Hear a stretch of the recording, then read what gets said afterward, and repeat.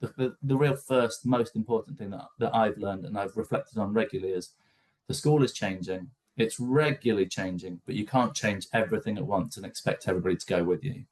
And I've really benefited from that from the last few years or so doing my MPQH and working with people who've done the MPQH and thinking about implementation cycles and preparing the ground, you know, like making sure you've got fertile soil to bring change in.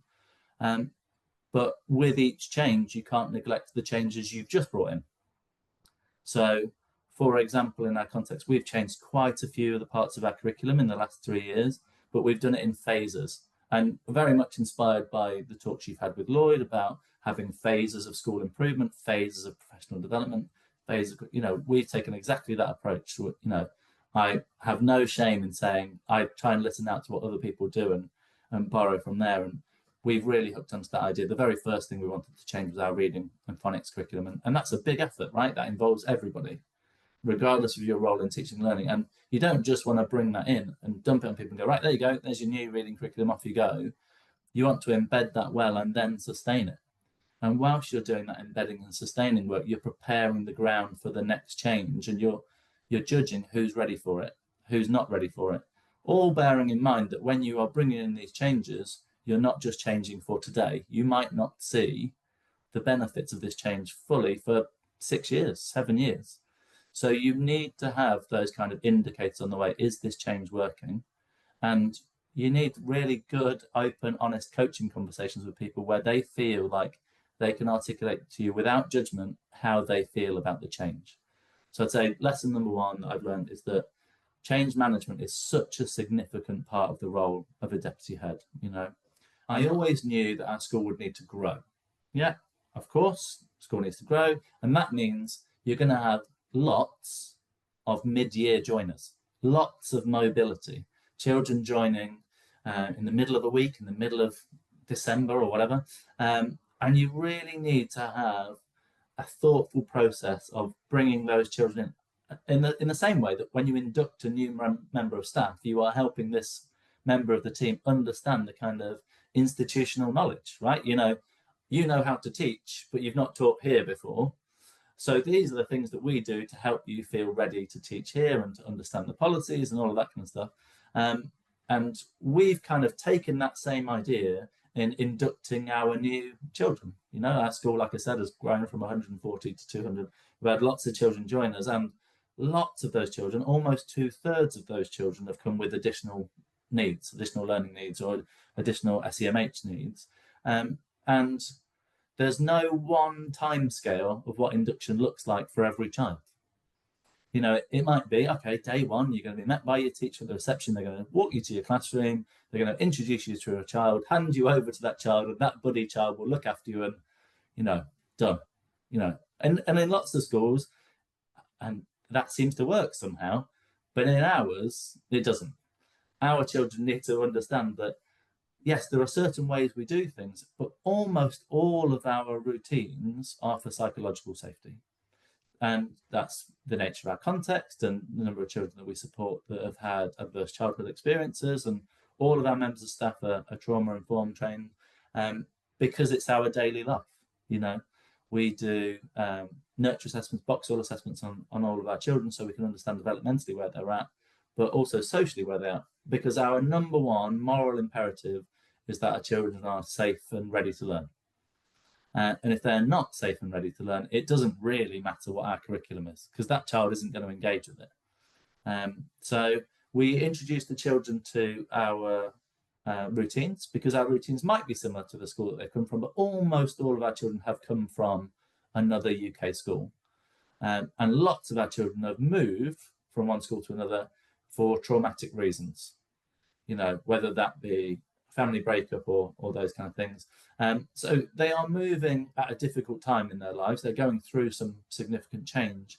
They find themselves in a new setting. Often our children come into temporary accommodation first and then settle somewhere.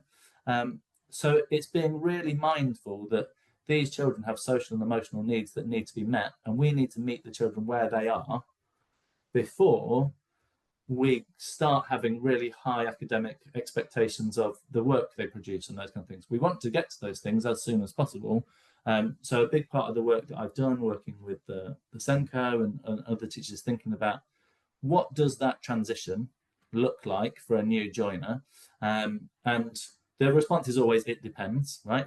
Like a classic research answer to many a question and answer. It depends, because it does. How old is this child? Where are they coming from? What's their reason for moving? Do they already know people in the area? Have they been to a school that's similar context to us or not? And all of those things need bearing in mind when we think about how frequently are we going to check in with that child? Who will check in with that child? Will it be a member of the teaching team in their year group? Will it be a member of our nurture team?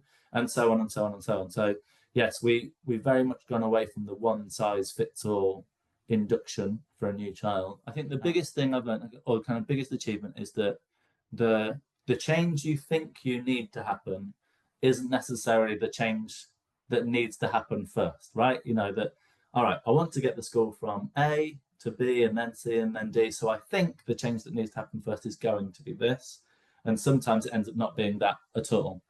And I think this is one of the wonderful but yet frustrating things about education, is that there's no one way to educate a child. There's no one way to run a school. And there's no one best researched idea or thing that will work in every context, etc., etc., etc. So yes, I thought one of the big things that would need to happen, me being maths advisor background, me seeing the maths data, is that I would be brought in and that I would need to get to grips with maths straight away. Maths would be the place that I would go. Our attainment was in the kind of 20-something% and it wasn't good enough, and we needed to tackle that. And the thing that I learned in those first few weeks in the first term of working there was, it wasn't that our teachers didn't know how to teach maths. It wasn't that our maths curriculum was poor.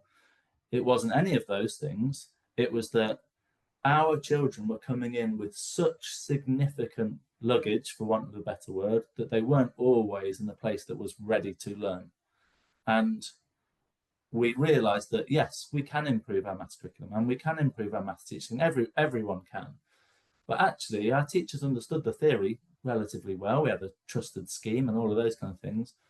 But to meet the children where they were didn't necessarily just mean changing your chosen lesson objective. It meant creating a space in which children felt safe, felt ready to learn.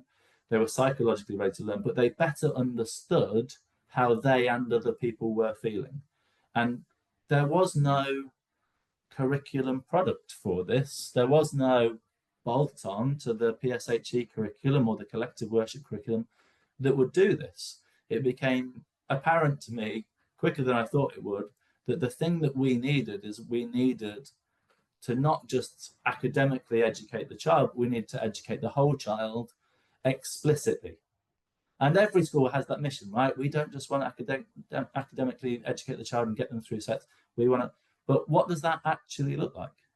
You tell me you want to make this socially well-rounded child. How are you teaching that?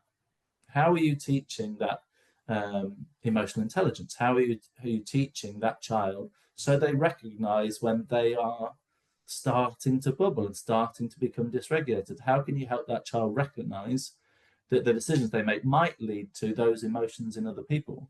And I knew relatively quickly that we had to explicitly teach knowledge to these children about what it meant to embody our school values, not just keep repeating the school values, not just repeating the school rule. That wouldn't be enough.